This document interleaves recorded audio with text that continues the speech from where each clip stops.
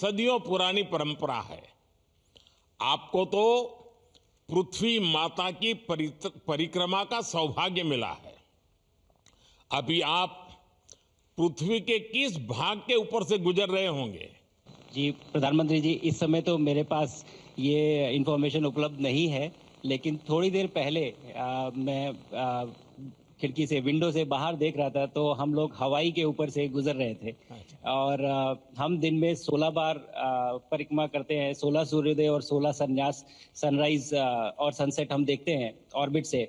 और बहुत ही अचंभित कर देने वाला ये पूरा प्रोसेस है।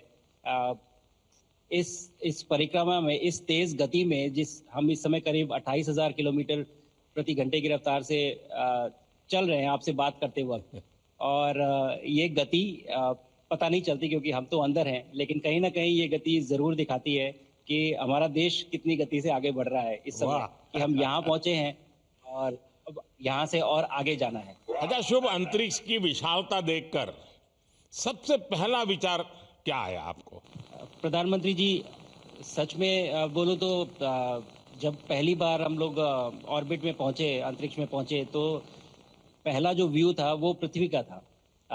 और पृथ्वी को बाहर से देख के जो पहला ख्याल और पहला जो थॉट मन में आया वो ये था कि पृथ्वी बिल्कुल एक दिखती है। मतलब बाहर से कोई सीमा रेखा नहीं दिखाई देती, कोई बॉर्डर नहीं दिखाई देता।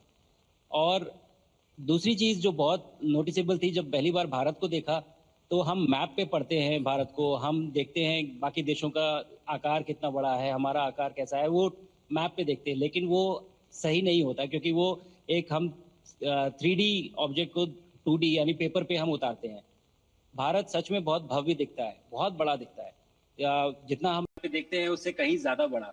और अ, जो वननेस की फीलिंग है, पृथ्वी की वननेस की फीलिंग है, जो हमारा भी मोटो है कि अनेकता में एकता, वो बिल्कुल उसका महत्व ऐसा समझ में आता है बाहर से देखने में कि आ, लगता है कि कोई बॉर्डर एग्जिस्ट ही नहीं करता, कोई राज्य नहीं एग्जिस्ट करता, कंट्रीज नहीं एग्जिस्ट करती। फाइनली हम सब ह्यूमैनिटी का पार्ट है, और अर्थ हमारा एक घर है और हम सब के सब उसके सिटीजन्स हैं।